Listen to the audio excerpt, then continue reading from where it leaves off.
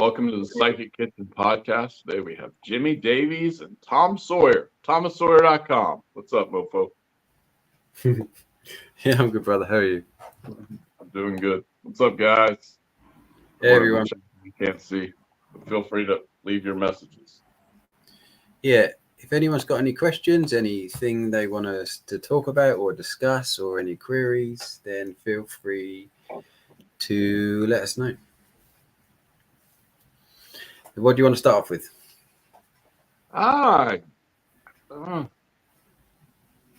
People.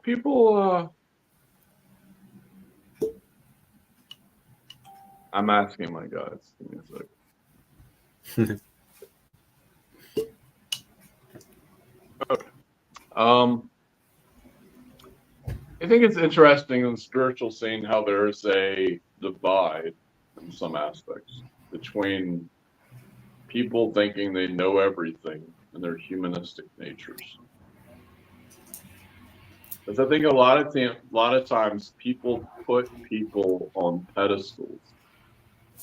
You understand what I'm saying, Jimmy? Mm. Like people will put people on pedestals, and it's not always as cut and dry as we make it. So I guess what I'm getting at is a lot of people have a lot of work they need to do internally, and from like a shadow perspective. I guess we go into a bit of shadow work. But what does shadow work mean to you, Jimmy? I was just thinking, actually. Thank you, Michelle. When you said, before we get on to shadow work, when you said people put people on pedestals, do you include people putting themselves on a pedestal in that? Yeah.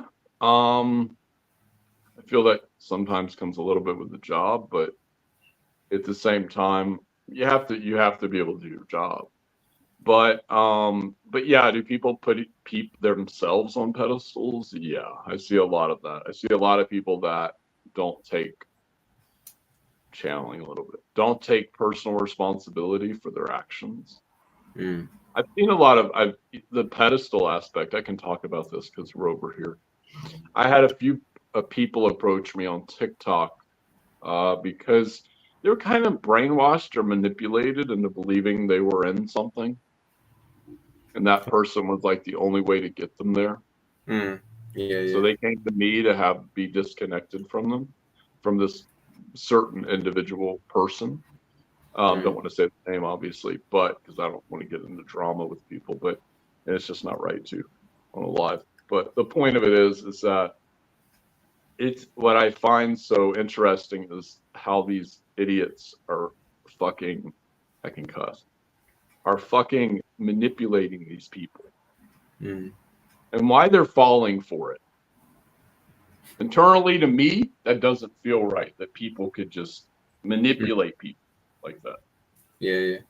The believing whatever. I mean, I see it all the time. You see these ratings on TikTok and Facebook. It's June 8th, and today you're walking into a center of abundance. Now, sure, there is a market for that, and that does work, and it does bring people's hopes up, and that could save somebody, you know? But at the same time, it's like, if every time you have that kind of reading, but I feel what a lot of people are looking for is some relief from whatever they're going through. But then again, the algorithm could show you exactly what it is that you're talking about out loud. That's another, I can kind of go in 5 different directions, but it's like, if you are feeling whatever and you talk about it out loud, TikTok hears everything you say, I think. Probably Facebook too. But they will literally just start sending you all this stuff. Like, let's say you're going through some bout of depression or whatever it is you're going through. And then all of a sudden they send you all that information which I think could be a bad or a good thing. They send you everything in that direction. That's like applies to that topic. Whatever it is. It's like if I were to talk about Captain America, all of a sudden I'd have all this Captain America stuff pop up on my feed. You know? So, but getting back to the original point, yeah, there seems to be a lot of people that are kind of forming cults. I've seen this for a while. I don't know. I was always taught a while back that forming a cult was a bad thing. I remember someone saying that to me once, years and years and years ago. And they were like, you need to be careful, Thomas. You could start a cult with the amount of people that are watching you. And I was like, I've already done that before in other lifetimes. That doesn't sound fun. Like, why would you want to do that? It sounds morally unethical. Would you say cults were bad things or good things? Depending upon what they're used for. But I see a lot of brainwashing of females. That's what I see.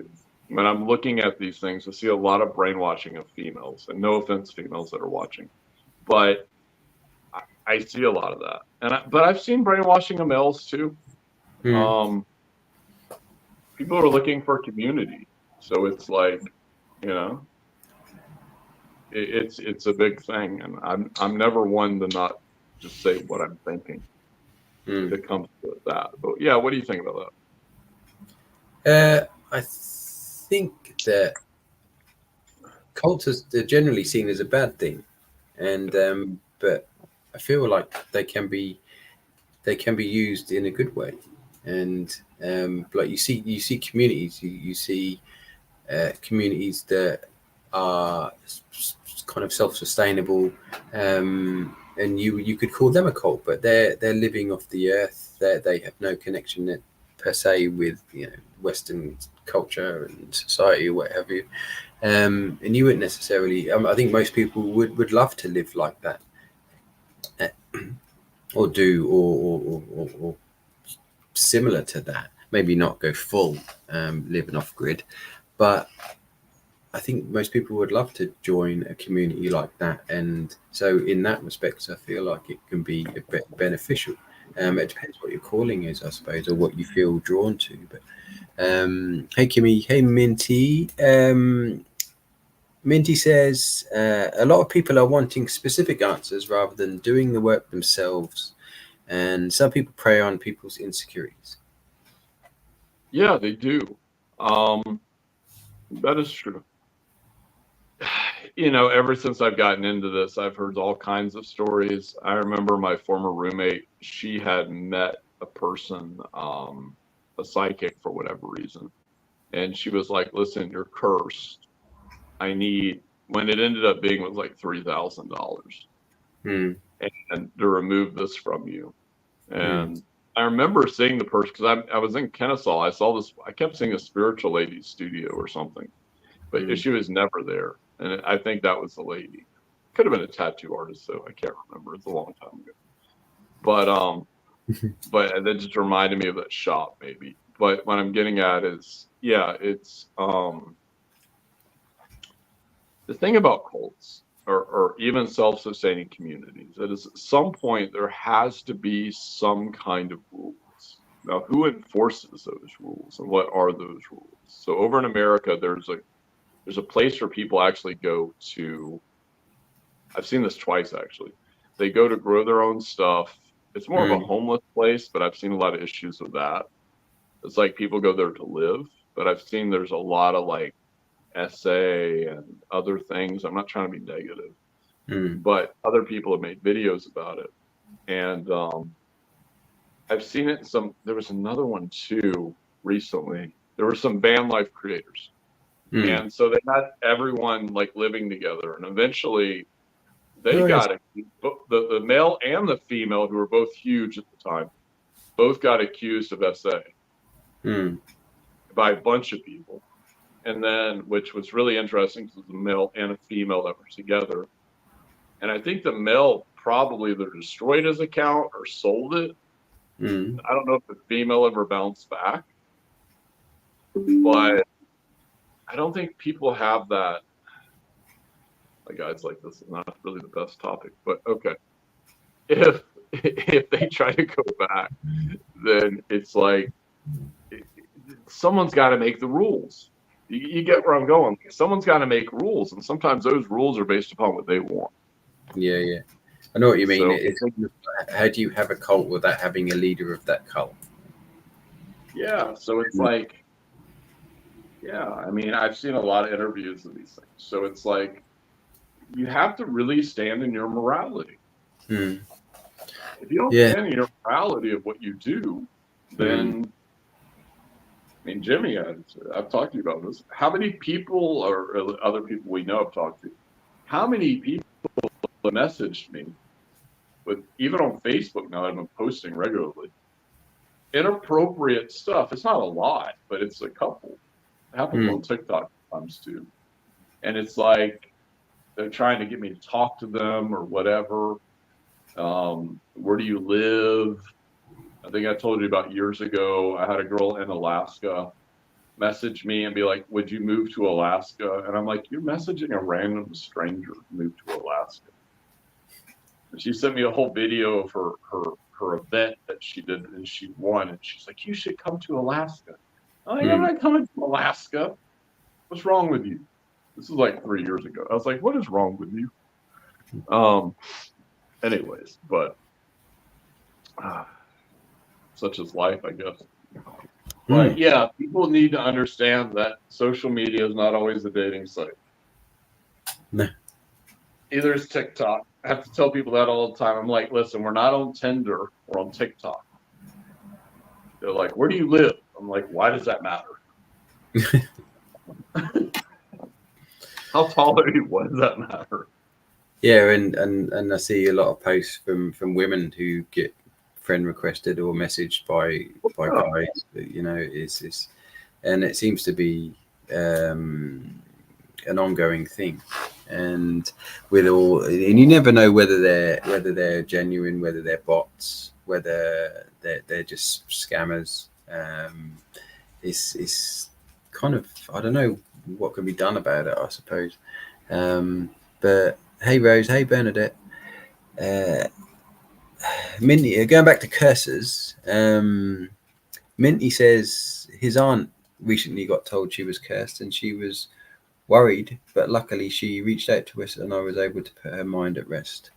So have we talked about curses before? I can't remember. No, but interestingly enough, you bring that up, Jimmy. Me and Michelle were doing, this is going to sound way out of the box, but we were, I just said her name out loud, but she can deal with it. So, laughing. So, we were working on someone and my friend was like, there's a curse in my town. So when the Native Americans were there, they told the people not to build because the land, there's something wrong with the land. I forget exactly what. And so we're working on my friend. I'm doing all this other kind of stuff. And I'm like, let me see about this curse. So I was like, I started talking to some being. And then essentially what it came down to is I just removed the curse. Once I got, whatever I did with him, I can't remember, but I was like full battle mode. I just wanted to see what I could do. I wanted to see if I could remove an entire curse from a town. All right. I did. So curses. So curses. Are they real? Yes. Is that stuff real? Are there a lot of people that are going around saying that it's not, or saying that it is when it isn't? Yes. I've seen creators that do that. They're like, "Oh, you're cursed." It's a scammer thing. All scammers do that. So like, at first it's fortune telling, whatever. They think they're another TikToker. So people, when they message them, they change their names around. They're like, "Oh, you're cursed," or whatever. And that's one thing tactic they used to use. You have to be very careful of the subconscious brain, because if the subconscious believes that you're cursed, you damn cursed. Yeah. Joseph Murphy gets into this, and this is The Power of Your Subconscious Mind, which is an excellent book. But there was a man in a village, we're talking 1950s, and the man in the village, the witch doctor cursed him. He was getting sick. So Joseph Murphy went to like the witch doctor in the graveyard, another country, and said, "What's up with this?" Witch doctor wouldn't talk to him, lived in a graveyard. So he comes back and he goes, "I have this idea. Let me make and I'm not saying curses are not real, because sometimes they are. That is true. But with this situation, it was crazy. He goes, I'm just going to make this liquid concoction, and when I give it to him, I want to see what happens. If it works, if it gets rid of whatever's in his head. Because in his head, everything was the subconscious mind. So he gave him this drink, and the guy puked out like a 5-foot tapeworm. And then he was fine, and he like got better. So what I'm getting at here is that sometimes it is subconscious. And I think sometimes that's part of our connection. The source is our subconscious. Joseph Murphy would argue that your subconscious mind is God. I don't know if that's true, but it definitely holds a lot of information.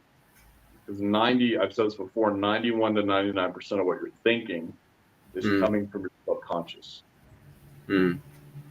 Sort of programmed in there. And that's running how you're thinking. Minty says, sometimes they are real, but mostly curses work because the recipient believes in it and gives the curse energy. So it's almost like if you believe you're cursed, then you'll exhibit the behavior that affirms that curse.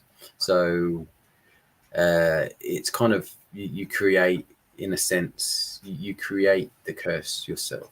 Well, I remember being with Ingrid along in Savannah, and when I was with Ingrid, there was a woman that was obsessed with me, and she was doing blood magic on a video against Ingrid, because they saw Ingrid live with me. And but that's just like nothing happened, like it was laughable. But that's the thing. I've had thousands of curses like hurled at me. There's only been a couple times I've ever been concerned. Maybe like 2. Yeah, so it can go pretty deep in there, but at the same time, you have to ask yourself, if I didn't know about the witch coven that did a blood sacrifice on me 2 years ago, that was a whole nother story. Because I think 2 of our friends brought that up to me, or one of them, probably two people brought it up to me.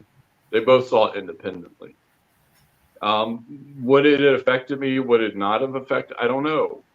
But that's a pretty high level thing to do, is to do like a sacrifice with a chicken in the woods, like a coven of people. But I just used a little witchcraft, and that got rid of it. I didn't want to cast it, but I didn't really have a choice. Once I did that, like everything went quiet. So there is something. I mean, people are so afraid of that word witchcraft, Yeah, sure.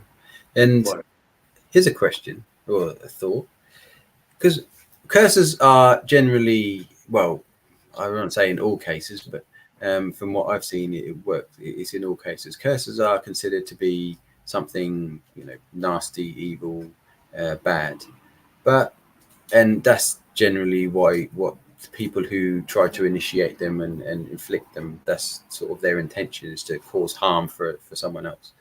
But surely if that can be used for that purpose, then it could also, I could also maybe argue that it can be used to create good things for someone. So to do a blood curse or whatever you are, I don't know about that, to bring someone prosperity or to bring someone health, use the same kind of energy, and but be used for something that is going to benefit someone rather than harm them. I think you got to be careful with the blood magic aspect, but in general, yes, because the blood magic, you're giving a bit of your essence. But a lot of witchcrafts require fluids and stuff like that. I don't really want to get too down that rabbit hole. But the point of it is that, but generally you could make a spell to increase abundance. I mean, people do that all the time. And that's that. I feel like that's different from just sort of praying for someone or wishing them the best, and all of that. That's kind of, because I imagine people swear and curse, well, not curse, but people swear and say bad things about each other all the time. even if it's just a random stranger that cuts you up in line or whatever. They don't go out and get their bones and get an article of whatever and go back to their altar and put a curse on the person. They just say some swear words and sort of go on with their day. So I feel like doing something that's going to be beneficial it would require more than just wishing someone good luck or something like that. Oh yeah. I feel like it's. I've never heard of that being done. I've only ever heard of curses. Oh, no, there's good magic. There's a lot of like magic that helps you. It's just for me, it's like, I'll give you an example. When I was in Savannah, I worked in a witch store like 1 day a week, just to get out of the house because everything I was doing was online. So I went in there. He was actually the guy that helped me with whatever was happening with that coven. And so I got rid of that. But the point of it was that there were a lot of people I would see come into that store, and sometimes it was like prosperity. Sometimes he'd send them to me. I would just work and do sessions. But I wouldn't do any actual magic, but I would just do the energy work. But I remember when I was there, I would do these pagan meetups. I ran into a lot of older witches, and they were like, "Oh, you're one of those witches. You can do it with energy. Like, you don't need spell components." And I was like, to them, that's their frame of reference is witches. To me, my frame of reference is energy. Energy can do anything. But you really got to do something like that. You have to be willing to do it. So that's the thing. It's like, if it's a make or break situation, casting a spell is casting a spell, even from shamanism. Like I like to say, I'm not a witch, I'm a shaman. Because people don't like the word witch, even though I studied under a tutelage of somebody that was a shaman for a long time. But I'm not in that lineage. But what I'm getting at is, it's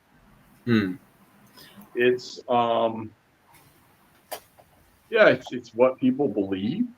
Sometimes people that come to me that are cursed, because that's a different service, are genuinely have something going on. A lot of times I'm removing stuff. They have no idea. Sometimes they do. But I would say about 20% of those people are batshit crazy. Is it because bat dropping something like that has been used in the curse? No. I just think they're fucking crazy. Because I've seen it before. I've seen it a couple times. So sometimes I have to determine really quick if this is something I want to do or not want to do, or if it's just they're fucking insane. And I've seen a lot of insanity. So, yeah. Interesting. Because I'm sort of the same thing as you. I don't necessarily need any spell casting objects. I just generally do it all with thought, with my mind, what have you. If I use something else, I don't attach any meaning to anything, any physical object. It's all done with the mind. But then there are others who need that physical representation of an object to have to sort of trigger the effect, if you like, that their mind creates. But Bernadette says when she does healings and prayers, she calls in protection. She protects 50 miles above and below the radius. Just learned about ground being cursed for many indigenous deaths. It is for personal protection. Well, that is what happened to the town. So I'm not sure how the curse happened. I didn't even know this when I was walking into when he brought it up. I was just like, I want to see what's going on. And we were clearing out his house and working on him. And then we walked out and he's like, by the way, this place is cursed. And I was like, okay, like this town's cursed. Like when they built it, and I looked around and I was like, yeah, it's cursed. How do I get rid of it? And so I was like, let me see if I can get rid of it. And I did. I got rid of the curse. So I don't know how to explain that in great detail. Like I had to talk to this being. It didn't like me at first. Basically told it I was just gonna fucking kill it if it didn't go away. But I feel like with that situation at least is that there's a lot of that. So if there's a house that's cursed, if you were to watch like the Dead Files, which I don't recommend people watching, but even with her, she goes in these houses without any information, supposedly, and not talking shit about her. And then she figures out the problem. But my biggest gripe with it, there are places that have issues, haunted, whatever, and like really bad haunted. But at the same time, she can't get rid of it. So when she diagnoses it, she has to find someone local in the area to help her. But I'm like watching it like when I'm 34. And I'm like, wait a minute. She can't get rid of what the problem is. How do you know the person can get rid of it? Yeah. This is like on TV, you know? Oh, right. Okay. I don't think I've seen it. I think that show's still been around. Was it? Oh, right. Okay. Yeah.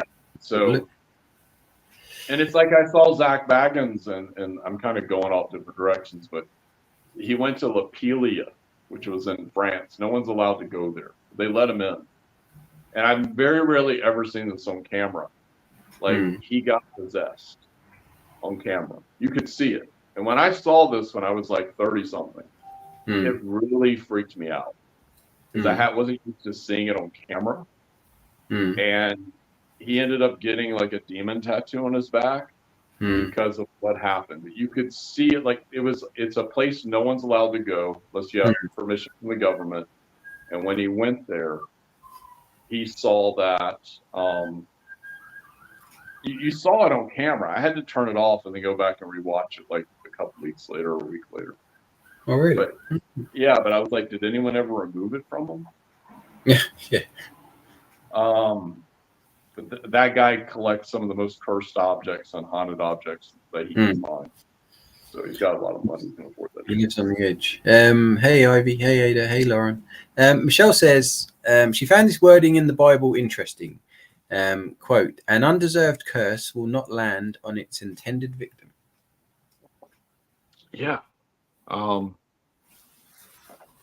the thing is, if you don't know about it, that becomes another question. If you don't know about it, will it affect you? So there lies so many different things. Yeah, people can curse things, but it's how many? I mean, I've asked my guides for like how many love spells and curses have I had hurled at me. They're like thousands. It didn't affect me. There's only been maybe one time or two times that I had falls and asked for help, and I got help. But people in the witchcraft community heavily believe in that stuff. So yeah, it's and I'm not saying it's not real at all, because I see it and I deal with it sometimes. But a lot of it's just energetically removing somebody else that they've given permission to connect with them. They don't know how to get rid of them. Because even when I was doing the curse work in that town, I came across these beings that were like higher than Elohim. I don't know how to explain this shit. Right. But I was like, who are you guys? I thought Elohim were some of the highest. And they're like, no, we much higher. Anyways, and then I was using that to help someone else in Alive, using those beings. Oh, yeah. Now they're saying they're working with them, with another one of my friends. And I'm like, okay, I don't know. I haven't really checked them out that in depth yet. But whatever it was, it worked. All right. Excellent. Yeah. So that's the main thing. Hey, thank you, Lisa. Ada says she has this thing. It may be from a past life. She is careful when she gets a haircut. She has her hair put in a braid and then gets it cut, so people can't use her hair. Which that's a whole nother topic. So if they get a hold of some of your DNA, yes, they can use that. I don't know. So I have to be careful what I say. I'm hearing. One of my friends is a shaman, and I had some issues going on about 9 months ago, something like that, maybe a year, and something like that. So I was like, do I need to put this spell out? I don't like casting spells, but do you want to put the spell out? Like, do I need to? He goes, yeah. He goes, when you get bigger, you're going to have to, he goes, you're going to piss off a lot of people. He's like, you need to put this spell like every single state you go to. All right. So it's like to cover you. So it like finds the spell and attacks it. But you're putting intention into that. I didn't know we'd go down this rabbit hole, but yeah, it's and a lot of my friends wouldn't be happy with that stuff. But the point of it is you gotta protect yourself if you need to. That's the key. If you need to, I'm here. I mean, how many of these hotels, Jimmy, have I seen that are haunted? It's probably all of them, I'm hearing. Not my room. I have video footage of me walking into another room down this floor. My room's fine, but as soon as I went in there, the minutes on the clock just started like spinning. No, really? Like 1, 2, 3, all the way to 60, reset, all the way to 60, reset, all the way to 60, reset. As soon as I walked in, I was like, fucking room's haunted. And I had to go in there and like unplug the clock later. But I was like, yeah, this room's haunted. But a lot of times these rooms are haunted, but mine's not. But some of the other ones I've heard about, like the ghosts aren't there to do anything crazy. Or sometimes it's like Savannah. How many ghosts were in Savannah? It was like almost every house was haunted that was old. So I'd see ghosts everywhere. So are they just unaware of? Are they aware of the presence? Sometimes they're aware. Sometimes they're stuck. Sometimes it's like with Savannah, they have all these super old buildings. They have one that's booked out. 2 of the rooms are booked out 3 years in advance because it's so haunted. And me and Ingrid at that time did not want to believe that so much that negative things existed, which I found hilarious because I don't want to get into that too much, but I removed something. And she was like, what the fuck? Like, you have a gift. I don't think she'd ever seen me do that live, like in person. But we went in this hotel at like 11 at night just to see it. And they let us in. It's a very, upscale hotel. And it's from like the 1800s. The Civil War was like, or the burning of Savannah was stopped there by the South and the North. But we're like, what on earth walking around? There are ghosts everywhere. Like you could feel them like around, like what on earth is this? But I sent a picture of it to one of our friends and she looked at it and she was like, look at the windows. Like there's so many things in those windows. But Savannah they love their ghost trade. So it's like, there's so many stories I could go into, but don't need to. But at the same time, there's like 30 ghost tours a night. Even their most haunted cemetery, I went there with a medium who see a lot of that stuff better than I could at the time. And she's like, there. And this is a tourist attraction. And I'm like, these ghosts are just stuck here. Like someone's got to remove them. Just wandering around. Yeah. Lisa says, residual energy? ? Some of it is, but some of those bodies are buried literally 2 feet in the ground. Every warsman fought there. So there would be like the same exact haunted places. Like the cops would send their rookies to the same places. They got called every like week by different people. It wasn't one person. It was like different people. And I remember one story of a woman whose TV would not turn off, and they called the cops because people love evidence. So they called the cops, and the cop gets there. It's like an old lady. She's like, my TV won't turn off. Like, thinks she's nuts. And so the guy tries to turn off the TV. It won't turn off. He unplugs it. It's still playing. And I don't know how you write that report. But, like, I don't know what to do with this. I don't know what the guy did, but maybe they just threw the TV. But yeah, I mean, there's so much there. So it's like, I don't think people really understand how complex things can be. Interesting. What about mirrors? Yeah, Seen a they few serve things as about mirrors. yeah. Yeah, what? How do you view mirrors, so to speak? I Pardon the think pun. people should be looking in the mirror and telling themselves how much they love themselves, and do mirror work for themselves. I don't know. I mean, there've been times I was concerned about mirrors earlier on, like certain mirrors, but I just don't know.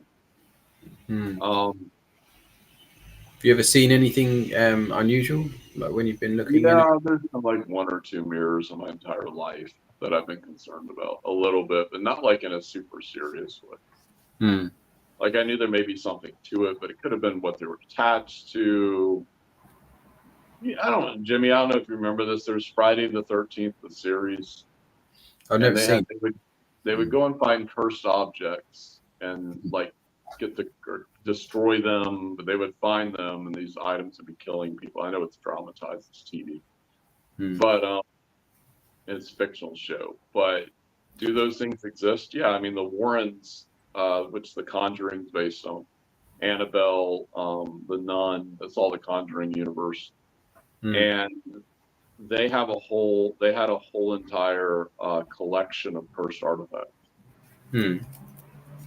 And he was the only man recognized by the Catholic Church as an exorcist, and he wasn't a priest, and she was a clairvoyant. But this Hmm. is you're talking the 70s, 60s, 70s, 80s. But they would lecture and stuff. They would be called out. They got called out in Savannah a couple times. They did a Middyville. The Conjuring is based on them. All like the books of the Conjuring. Hmm. The different things that happen. Uh, obviously a little bit dramatized. Some say the first Conjuring, the woman who wrote the book says it's actually far worse than they talked about. But at the same time, is that a spirit? Is that a demon? Is that something else? That begs the question. Hmm. And there's that video of I think it's a South African guy. He's sort of in there's someone who's possessed. It's a young woman, I think, and is asking questions, and the woman is kind of rocking backwards and forwards, and sort of the she gets up, or the demon or what have you, the being who's possessed the woman, gets upset and gets visibly agitated and annoyed when the person who's like the South African guy, I think he's South African, who's asking the questions, he mentions the name Jesus Christ, and for some that's something that they don't that they reel back from. They fear almost. I would have said. And he asks a lot of different questions about certain things. And whenever sort of the from what I can remember, the response that they get a bit too excited or whatever, he sort of says Jesus Christ, and then they sort of back off. But then there's an instance where they get even more agitated because they really don't like that name. And I found that, I mean, you know, I imagine friend people of have said, mine, a friend of mine was at a church. He was doing speaking, and there was a guy, and he kept seeing him and being drawn to him. And when he touched him, I think his eyes were black. And when he touched him, he fell down, and hmm, like he got rid of whatever was wrong with him. hmm, But here's an interesting thing. Sometimes when I'm looking at people, I can tell it doesn't mean they're possessed. It just means maybe there's something on them. hmm, But I feel like there's different energies out there. It's like you call the hungry ghosts in Savannah. This is a big thing in Oriental countries, hmm, is that these ghosts will attach to people to feel something. hmm, But what I'm getting at is that I've seen people with black eyes doing this work. Sometimes in public, like I'll see them, and sometimes they might. It doesn't happen a lot though. It's very rare. But sometimes they might like give me shit or look at me a certain way. It's almost like they flipped into something else and hmm, then they flip back. But like they'll look at me like, oh Jesus, this guy is gonna do something. hmm, be careful of him. But I just, or it's just like pure rage and hate. But I think people can be infected by hate. Mm. And I see this a lot on social media and in public lately. You talked about flicking off somebody. So I was driving to Quick Trip, which I talk about all the time. Shout out Quick Trip right here. And so somebody was cut me off. And like they didn't cut me off, but they like got right in front of me. I actually ran across them, I think, twice. But they driving like a maniac. Like I flicked them off, and because they were like being crazy. They kind of stopped when I flicked them off. But I think they were thinking in their head, do I want to go down this pathway? I hadn't even gotten out of my car. And so when I parked, I jumped out, I looked, and they were gone. I was like, yeah, that's what I thought. You can be real tough in that car, but in person, that's a big issue. But yeah, I mean, are there things sometimes I feel that have tried to mess with me and other people just to mess with me? Not in like that kind of sense, but to try to piss me off or get me to not move in a certain direction. I think people need to realize that sometimes that when they start doing what they feel they need to do, you may have some things put in your path. And you need to look at, sometimes those are people. And sometimes they may have something going on with them. Maybe they don't. I'm not saying everyone does, but maybe they do, maybe they don't. But me and a lot of my friends have seen curses. And the thing about that is, or possession things or whatever, is that it's every culture. It's been written about since like the beginning of religion, of any sort, shamanism, Christianity, anything. They have this in every single culture. So you have to ask yourself, something is in every single culture. Like the flood, the earth flooded, it's in every culture. Like 1,600 different, something like that, different accounts. It has to be real. Like, why are dragons in every culture? Because there's something there.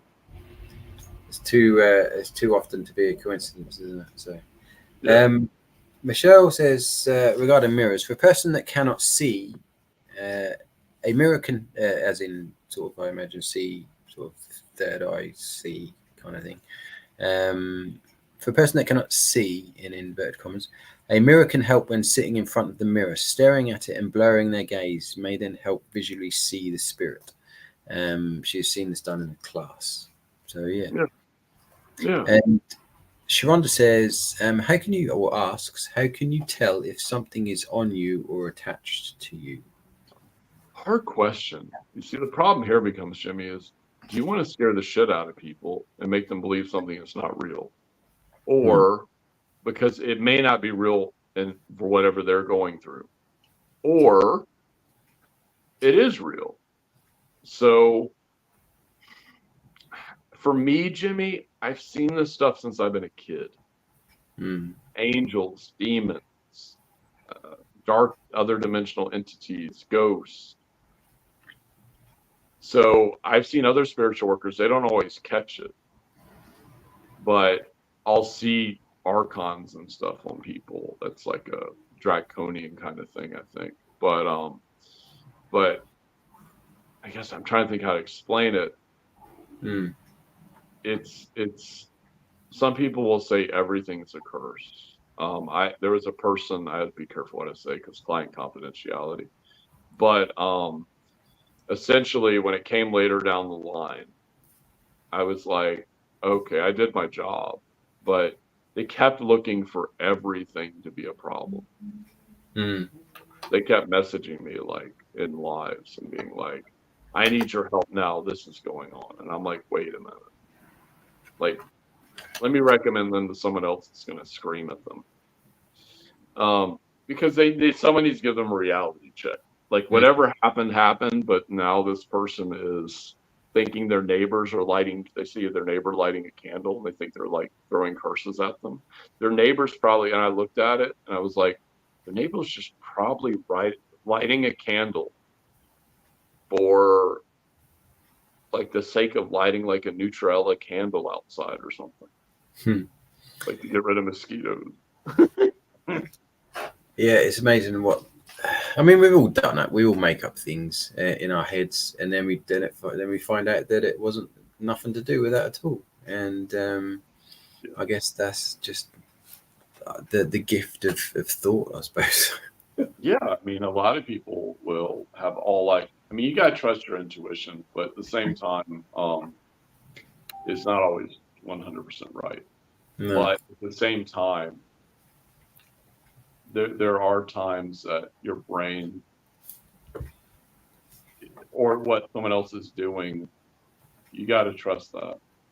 But I think conversations are necessary because a lot of times you're only seeing it from the frame of your perspective, Mm. Yeah. frame of reality. Mm. I know what you mean. There's a sort of a mix between sort of trusting your intuition and your feeling, what have you, and thinking, well, how realistic is this, and is there any actual evidence to suggest that this is happening or this is going to happen? And so, yeah, it's mixed between the two. I find that if when I have been worried about, when I have had anxiety in the past and worried about if something was going to happen, I kind of take a step back and think, well, do I have any evidence? Has it ever happened before? And if not, why would it happen now? Why, you know? You think, well, if it's never happened before, then why would you think it's all of a sudden going to happen now? If it happened before, then fair enough. You could say, well, actually, yeah, that suggests that there's a chance that may happen. But if it's not happened, then there's a good chance that it's not going to happen. So it's but then again, I think it depends on someone's frame of mindset. If they are big into going with their feeling, going with their instinct, then it's different from someone who can get into their head and sort of be rational and logical about stuff. And that's not always easy to be logical when you're in a heightened state. Well, there is one. So when I was 19, my ex-girlfriend, we got back together, and I was in her car, and I saw the Satanic Bible, and I opened it up. I was like, well, why on earth does she have this? Why does she have this? And I looked at it, and there was like a love spell with like blood all over it. And I was like, oh shit, she cast a love spell on me and she put blood on it. I don't know. And she was acting very crazy. She's like, I hate Christianity. I hate this, like blah, blah, blah. Like she was going on a rampage. So this is very interesting because I didn't tell her about it till way after the fact. And so I went to a charismatic church and I told the guy, and he goes, okay, I'm going to anoint this rag. You're going to put it underneath her pillow, but do not tell her anything. Like, don't tell her anything. See what happens. And so I did it. And all of a sudden, I came back a couple months later, and she's like, Thomas, I threw away that stuff. I've been going to church every day. Key is, he told me not to tell her. But I told her. And she was like, then within like a week, she was like, I left church. I don't think she got possessed again or anything like that, or whatever was going on with her. I have no fucking idea. But he's like, don't ever tell her. But I was like, do I just leave this rag in here? Like, we may never talk. We might not talk again for like 5 months. Leave it here forever. But yeah, I mean, it does exist. It's just that people have to be careful. Like, there's a lot of stuff that those people. I talked about last night on my live on TikTok, but people don't want to. They're like, this is scaring me.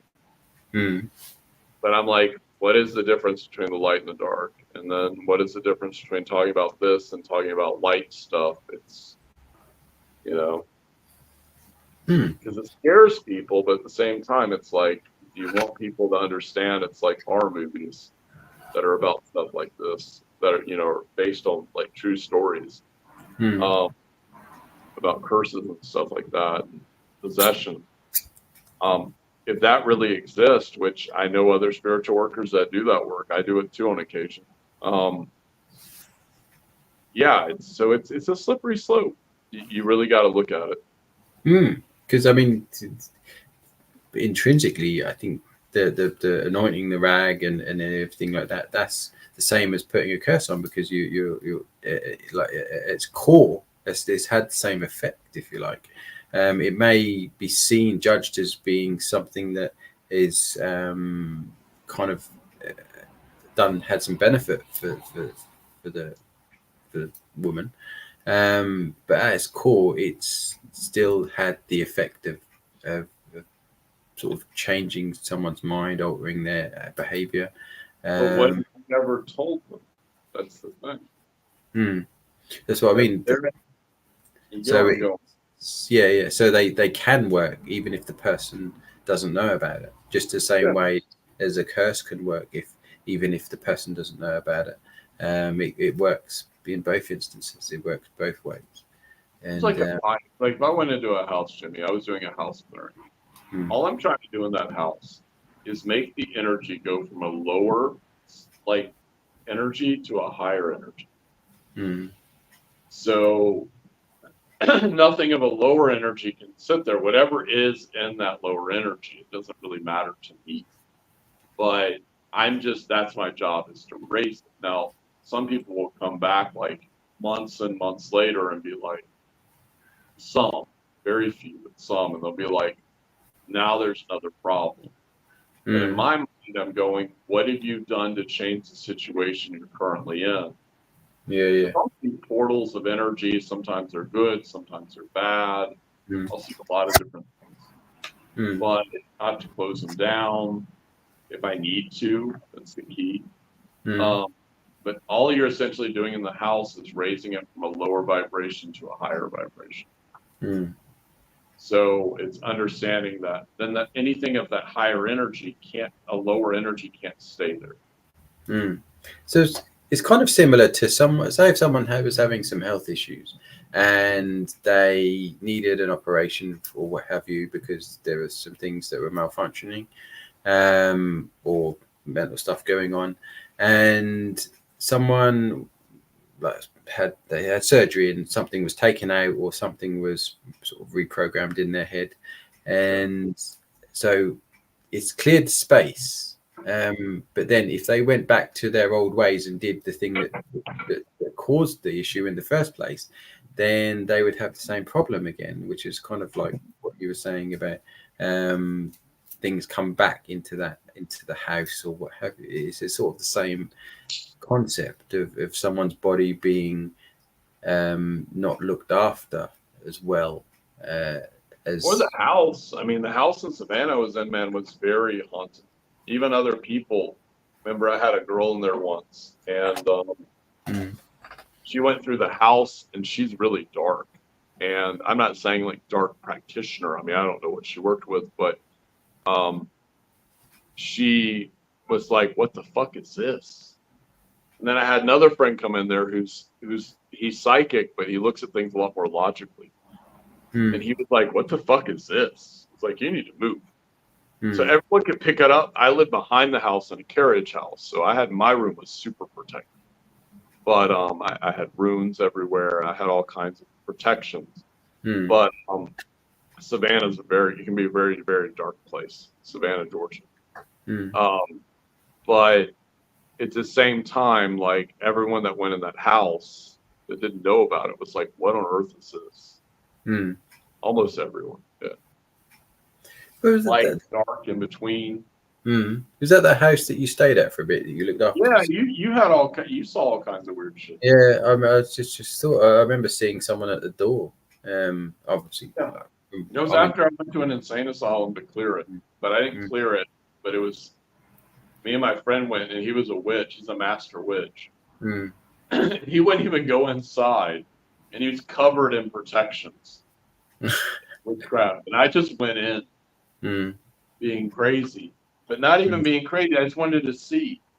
I kind of sneak in because there were cops around there at certain points. There were a lot of people.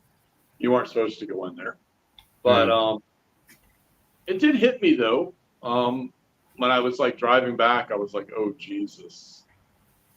And I was like, I got that was a little too much. And then I went home and I went to sleep and I woke up and I was fine. Mm. But normally that's not the case. But that was a very haunted place in here. Which leads you back to ghost hunters. They use, and I'm no disrespecting ghost hunters, but they use boxes that will they'll do electromagnetic energy into the voice Mm. or something like that. Mm. And Oh right, yeah. I've seen them. you know, a lot of ghost hunters that would get sick. Mm. Like they would get sick. No, Mandy I really- says, did you have a dark dream afterwards? No. I know a lot of people talk about the dark dreams. I don't know, man, with the dream stuff because it doesn't. I'm not a dream interpreter. I always have to tell people that it's not my thing. I've had my own share of nightmares. I think everyone does, Mm. here and there. But for me, are we doing stuff while we're asleep? Sure. Mm. I've seen clients that actually cannot sleep, and I talk to their guides, and I'm like, you need to back the fuck up. You're keeping this person awake, like because they need to do work. Those Mm. guys don't understand what it is to be human. Mm. Yeah. So, like, I think some dreams are coming from the subconscious, some of it's spiritual. Mm. You know, Yeah. And like I had the tooth issue. I just give you an example. I had the tooth issue I had. Like last night, I fell asleep. I had a dream that like this tooth came out, mm. and I'm like, what? Why am I thinking this? Like, why am I dreaming about this? Mm. Interesting. So, I mean, after it's already, you know, like the tooth fell out of my mouth or something, but I still have to get it removed. It's just a broken tooth. But I was like, why am I thinking about this? Like, there's a reason. So sometimes I try to look at things logically. Sometimes I don't. Mm. Yeah. Yeah, but you know where I'm going. I don't know what thing about dream interpretations. No, I'm not sure about. I've never really done a dream interpretation thing, but Michelle says, for the body you were talking about, Jimmy, when an organ is removed, there is still a residual energy there that will need to be taken care of in the area and removed/moved out, and then you can actually replace the organ with a new one. Sort of, I remember I did a course, Blue Star Healing course, and that kind of involved searching past lives and feeling whether someone had maybe a body part or an organ removed energetically or something like that, and then kind of regrowing it sort of on an energetic level. If someone was having issues with a certain part of their body and they didn't know why, it maybe it was kind of thought that they maybe had it removed in a past life and that needed to be addressed and sort of worked on energetically rather than physically, because it was there physically but just not necessarily energetically. And Mandy says how do you measure darkness? That's a good question. They're hard questions. I see it. I know it needs to be removed. If I see it on a client, if I feel like it needs to be removed, I remove it. Sometimes when I'm doing live readings, I remove stuff and I just know. And people will be like, what is it you removed? And I'm like, well, here's the issue. Especially as a client. If I even bring it up is the key. I go, if I told you what I saw, you might fix on it and then call something else back because you're scared. But if I don't tell you, you just go on with your life and forget it exists. You get where I'm going? I've seen people freak out. Yeah, they darkness. Sort of hypochondriac. Yeah, well, no, it's like there's something there, and I'm really doing that. But it's at the same time, it's like, what is it? Is it in their benefit to tell them? Yeah, I know what you mean. What's It might going cause on? issues. Yeah. Yeah, Right. I mean, I saw Scott on TikTok doing an exorcism. You know Scott, so Hmm. from Australia. I saw him on live doing an exorcism, and I didn't watch a lot of it. My friend was watching it, and he was doing an exorcism. Hmm. I don't know if he got the right people, but there might have been someone else he needed to work on. Maybe he did. I don't know. I wasn't there. I didn't watch the whole thing, Hmm. but it scares people. I just think because it's like it challenges the love and light movement, is what I'm hearing. You know, it's like how Yeah. many spiritual workers have called me and be like, Thomas, I need to be cleared. I've Hmm. had more than a few times. Hmm. So, um, like I dealt with this and this happened and blah blah blah. So, like whatever. If I feel like I need to do it, I'm like, okay. Um, Hmm. but sometimes they can do it themselves, I'm hearing. But yeah, it's there's so much of spirituality no one really wants to talk about. Hmm. Edgar Casey had an interesting quote back in the like 1930s, Hmm. whenever the live 1890s, 1940s. It was Hmm. about mental institutions. He's like 90% of people in a mental institution are highly psychic and possessed. Hmm. Yeah. And Definitely. I was like, this is coming from Edgar Casey. Hmm. They're still writing books about this guy to this day, Hmm. I know like you're a mess. hundreds and hundreds of books based upon what he channeled. Hmm. And Audible put out like a 20-hour documentary about him last year. The guy died in the 1940s. Hmm. Uh, it was a trance channel, but it a lot of his stuff came true. So what he talked about, like in depth, and he would cure disorders and stuff like that. But yeah, he talked about that stuff sometimes. Hmm. Yeah. Yeah. Without a doubt. I need to read some Edgar Casey. I know you've read pretty much everything. No, Um. not everything. Maybe like 15, 20 books. There's probably like 300. Oh, really? Oh, blimey. Um. Let's have a look. Mandy says, say a person is vibrating at 500. What do they operate? It depends. 500 what? Yeah, Um. that's what I was gonna say. What does 500 mean? Yeah.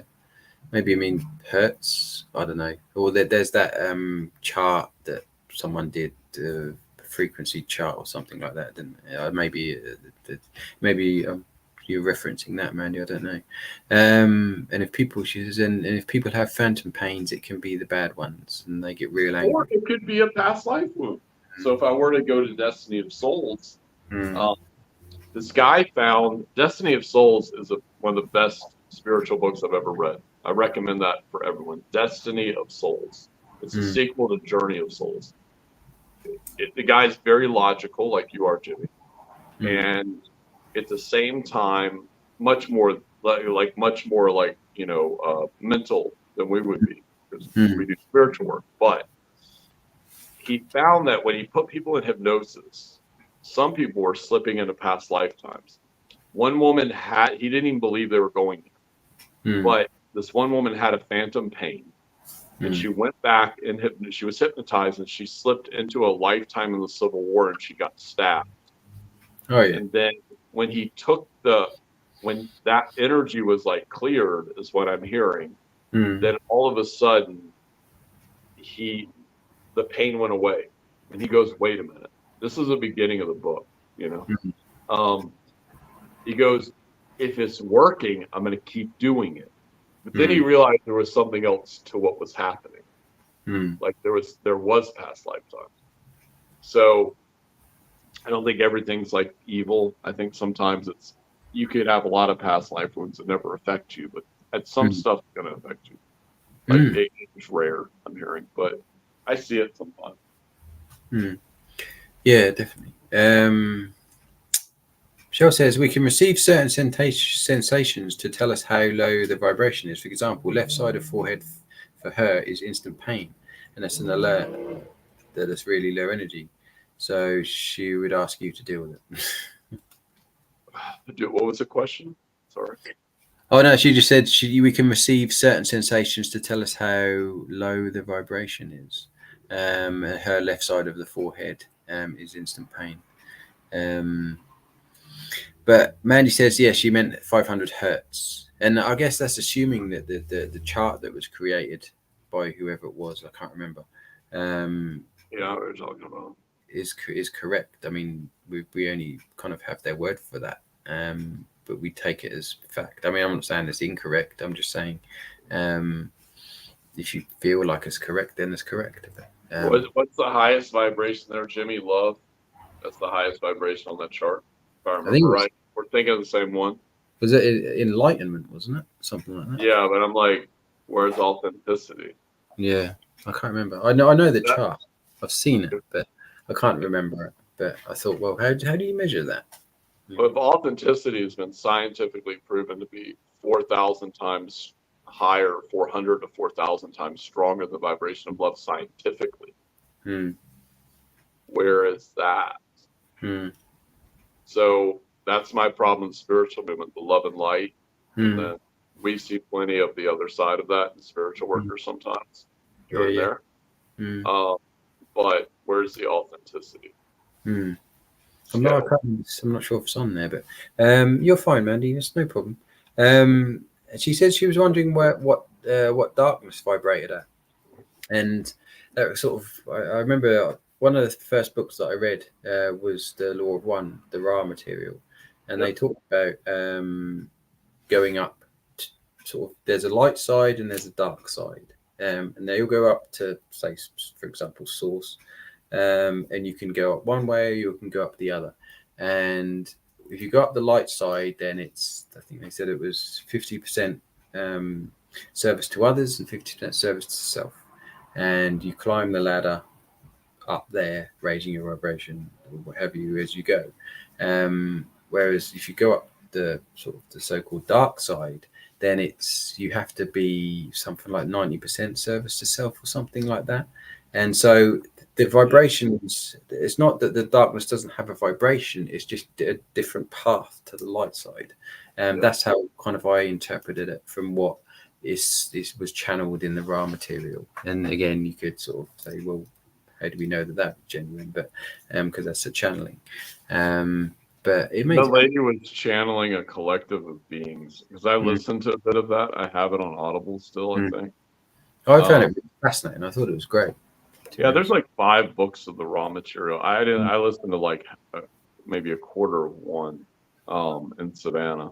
But yeah, it's they just said they were a consciousness of like a billion souls or a million, or I can't think it's a billion. Sixth dimensional. I think they said there were 6th dimensional entities, something like that. I think it was. Yeah, that's the thing I don't think people understand. So even on because everyone's like, if you go higher in dimensional frequency, then you're not going to encounter something dark. And I'm not trying to scare people. This is the thin line I have to traverse when I talk. Okay? But like, there are in the 8th and 9th and 10th and 11th dimension, there are beings that are lower vibrational. I know that doesn't make sense, but it doesn't mean it's not true. Not necessarily. I guess the better way to describe it is not necessarily lower vibration. Just have a different agenda. Yeah, that's the thing. It's like when I work with a draconian or a gray. No. Why? I mean, I have to ask myself sometimes, why do I hate Dracos so much? Like I hate draconians. Like just hate them. And some people work with them just, well, I'm getting that's not really the case, not just fine. But I've known some people that work with grays, but at the same time, I'm like it gives me pause anytime. And we had that one guy on the William guy, I believe. Yeah, William. He's like, what do you think about grays? And I was like, I hate those motherfuckers. and he's like, yeah, I thought so. So but they tend to want to take over planets. Seems to be their agenda. Yeah. One more question, and then I think we'll call it a day. Mandy says, and how do they recycle when they die? Do they just go back to their source? Yeah, I mean, they serve a purpose. I don't know what it is. I mean, if I went into the whole galactic stuff, for the person asking, I would look up the Orion-Lyrian War. on YouTube. There's 3 parts to it. It's probably 60 minutes. You'll find a lot of interesting information. I'm not saying it's all right, but you may remember some stuff by watching it. The Orion Lyrian War. And the Ra material talk about the Orion group as well. Yeah. So it seems like they were like battle. Trans versus billions of years. So it seems like the Orion group were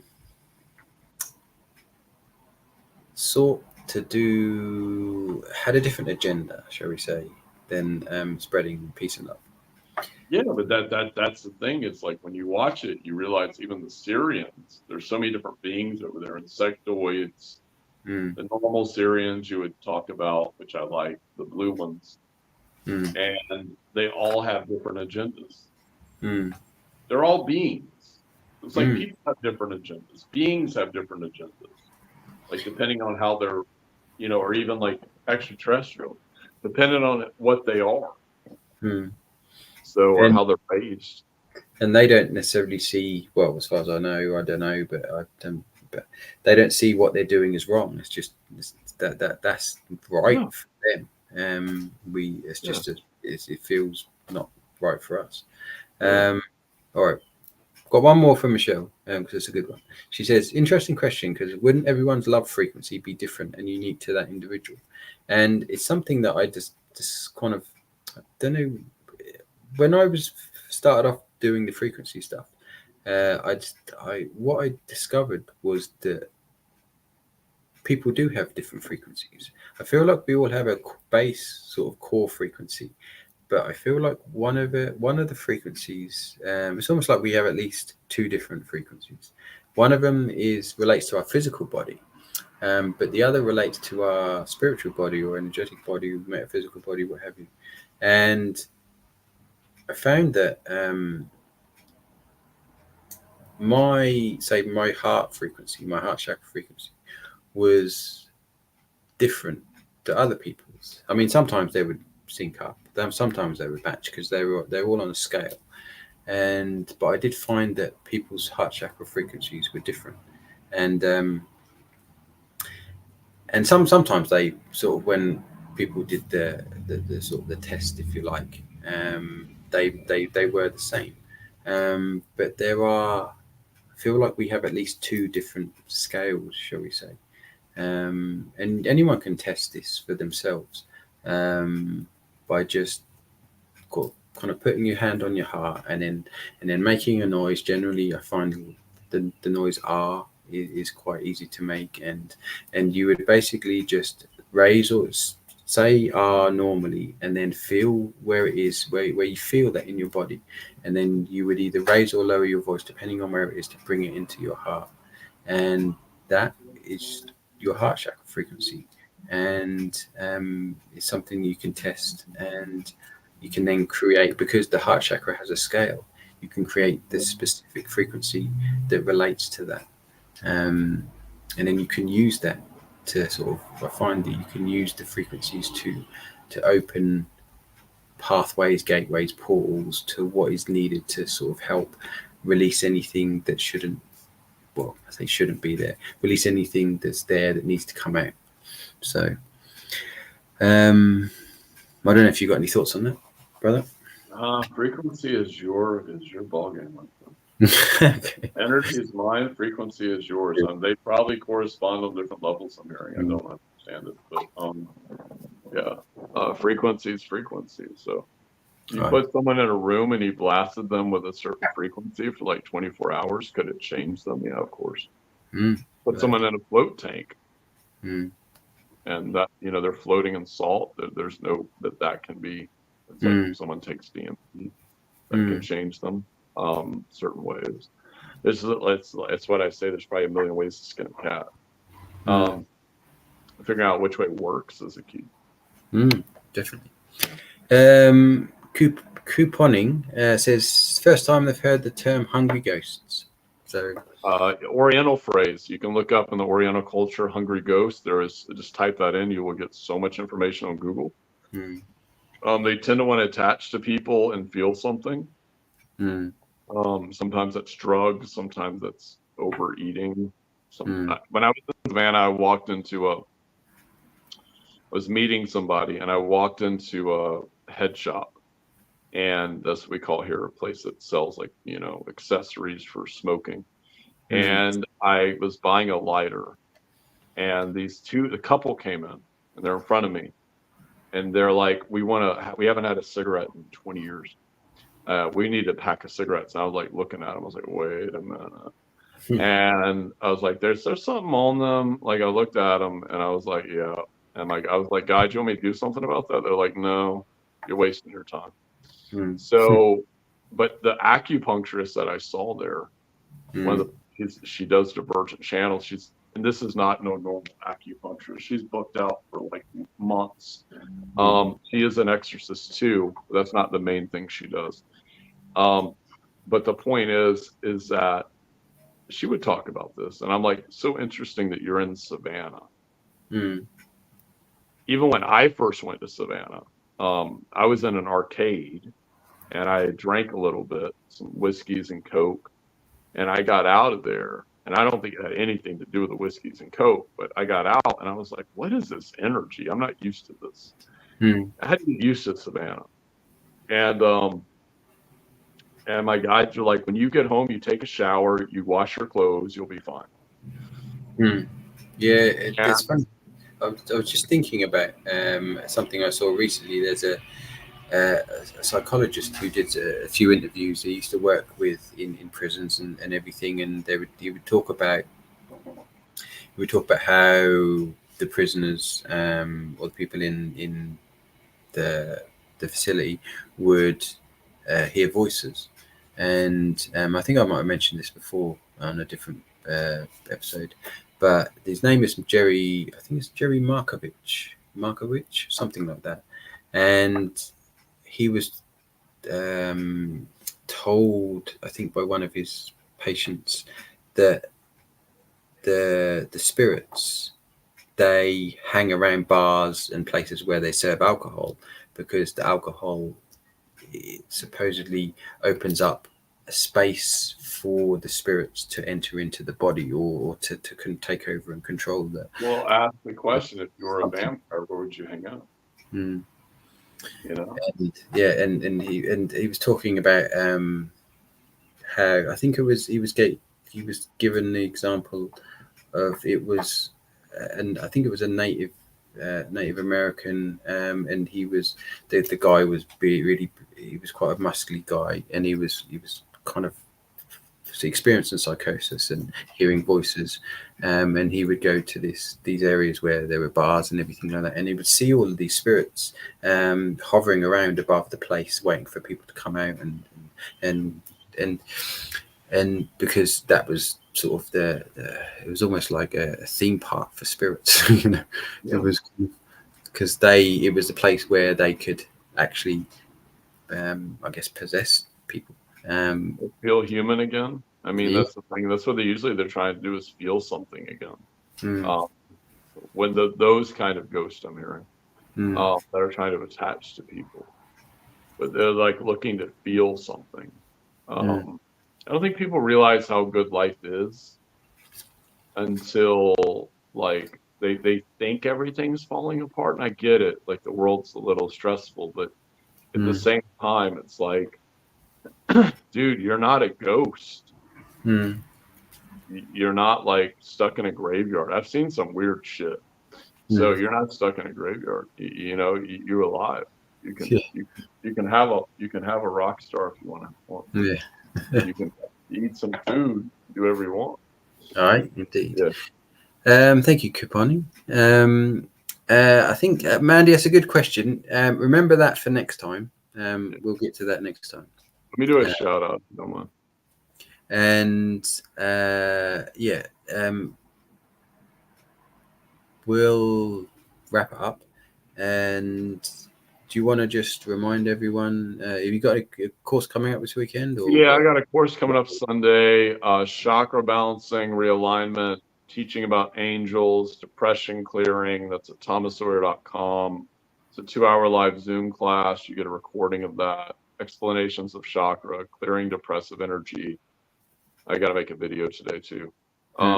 clearing out all that stuff. It's a 2 hour, I believe it's 67. I'll be Mm. coming up with some other healing stuff too, and posting that more on Facebook Mm. and TikTok. But and I have that this Sunday, and of course, personal sessions, thomassawyer.com. You Mm. guys need direction or mediumship or want to experience a past lifetime Excellent. or all kinds of things. Yeah, everything. Right. Thank you, Bob. And thank you, brother. Thank you, everyone, for watching and for all your questions and everything. And we'll see you all in 2 weeks. We're having a week off next week. Yeah. So we'll see you all then. Thank you, everyone. Have a great day. Bye bye. Au revoir.